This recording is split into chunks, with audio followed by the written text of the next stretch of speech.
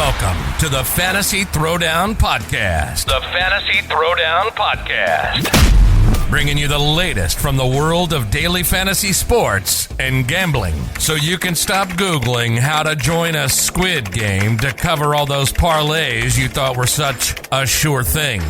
Now, sit back and listen to one of the sharpest minds in the game. Here's your host, Dwayne Callender. Okay, folks, it is the final Monday Night Football of the season for the regular season. We got a Manning cast. It is the Browns traveling to Pittsburgh to play the Steelers in what is Big Ben Roethlisberger's final home game. By all accounts, he's retiring finally. It's just a brutal watch. Listen, let me be clear. Ben is a first ballot Hall of Fame player. I'm not going to mince words. He's a first ballot Hall of Fame player. But if we're being honest with ourselves here, in terms of how it's kind of been a slow, gradual decline, the cliff, that ship sailed a while ago. Ben does not have velocity. The Steelers have tried to draft the quarterback of the future and have failed miserably. It's just been a rough go for the Steelers down the stretch because Ben this season, again, I keep talking about it, he doesn't have any velocity, yet somehow is the better quarterback in this game because you got an injured Baker Mayfield who continues to throw his team under the bus at every turn, not taking responsibility and just making some horrible decisions because he thinks he can make throws that he legitimately cannot make in the NFL. So it's just an exercise in frustration because you keep watching Browns games thinking they will do the right thing finally, and it just doesn't happen. It just does not happen. So when I'm faced with trying to talk about this showdown situation, it's kind of a tough sell because realistically, I don't see where this Steelers run defense, which has been gashed repeatedly by Nick Chubb, by running backs all year, doesn't get destroyed by Nick Chubb, except for the fact that I know randomly Baker's just going to start chucking the ball around when they should be running the ball. And it's just going to allow the Steelers to win this game, even though the Browns, by all accounts, should beat this Steelers team. The Steelers are 2.5-point favorites at home, which tells you even Vegas isn't sure about the Steelers at this point.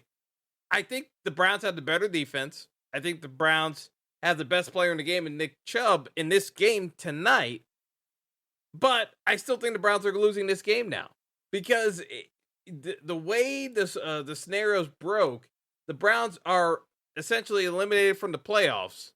And the only thing the Browns are playing for is to spoil Big Ben's retirement party.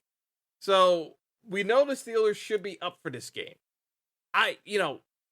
The Browns are playing for pride, but at this point, the first bad pick Baker throws in this game, and I still think we're going to get a Baker pick in this game at some point.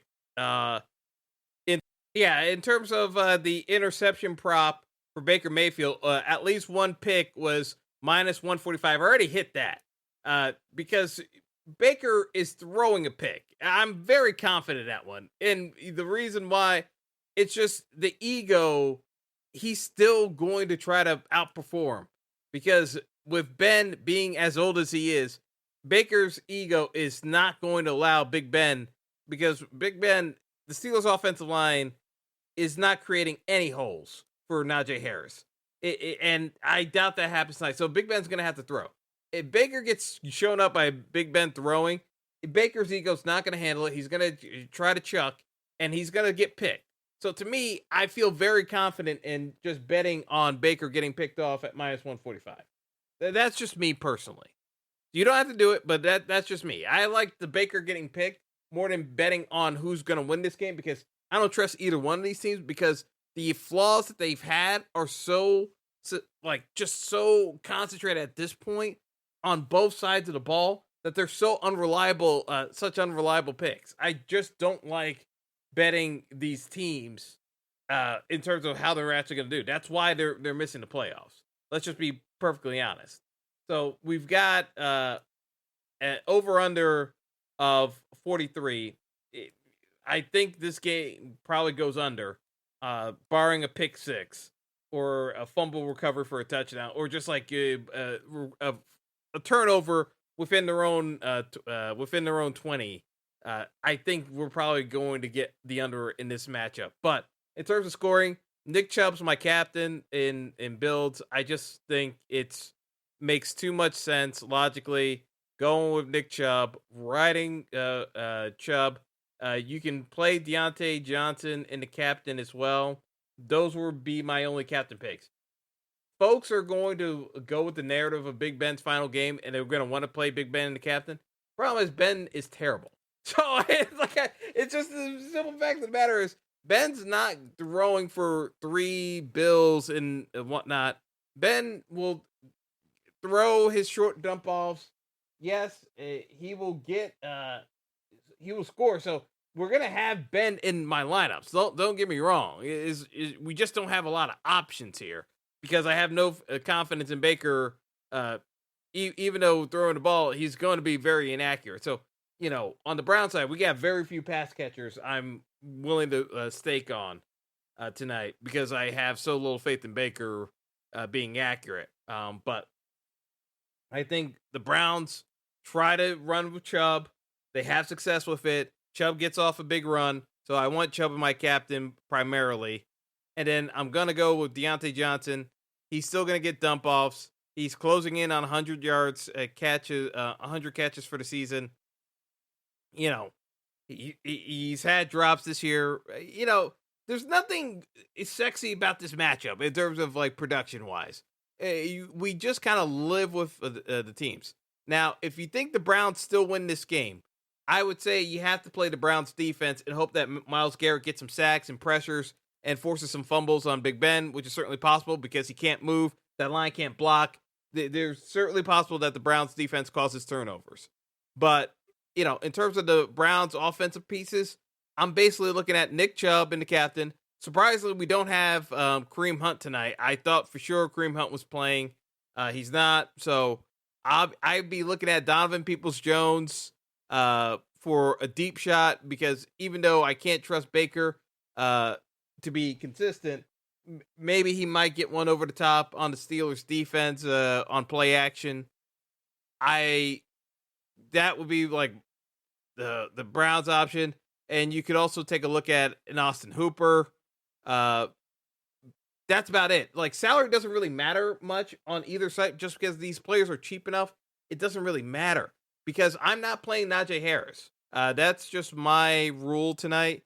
Najee is just, it's not that he's bad. It's just this line is so bad that even with his hot start, he's slowed down because he's picked up nicks throughout the year. He's hit the rookie wall, and that line has not gotten any better. So realistically, yeah, he can catch some passes, but I don't see anything in terms of, and he's so expensive. That's the other problem. He's just so expensive. It just doesn't make any sense playing him. So by not playing Najee, you can play Nick Chubb, and you can play Deontay Johnson and Big Ben, and then just, go cheap. You can play the kickers. The kickers are perfectly fine tonight. Ray McLeod is an option.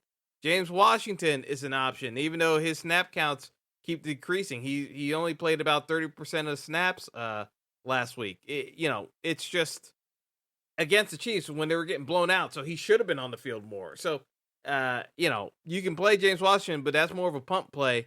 Freiermuth is back in tonight, so he should get some targets in the red zone, but I don't think he's going to get that much in terms of targets. So that's why it is not very sexy game. Like, there's going to be a lot of punts. We're going to see some field goals. So I like the kickers. Chris Boswell, it is what it is. He's a solid kicker. Chase McLaughlin, he's been solid for the Browns. I will have plenty of kickers. And I'm playing Nick Chubb up top most of the time. And yeah, I'll have a couple of Deontay Johnson bills, but like out of the 20 lineups or so I'm playing, I'll probably have Nick Chubb. I got to do the official count again, but I'm pretty sure I have Nick Chubb in about 15 of them. So that's where I'm going tonight, folks. So pretty straightforward. We'll see how the game pans out, but yeah, I do not like the vast majority of players in this game tonight. It's just pretty straightforward in my opinion. So, it's hope Najee doesn't do anything. Let the rest of the field bust on him and go from there. So good luck tonight. We'll see who wins this one because I don't think it's going to be a particularly nice looking game by any stretch. So, we'll hope for the best, and we'll see if we get in the winner's circle tonight with Showdown. So that's all for tonight. Have a good one. Thanks for listening to the Fantasy Throwdown Podcast. Be sure to like and subscribe to the show on Apple Podcasts, Google Podcasts, and all other major outlets.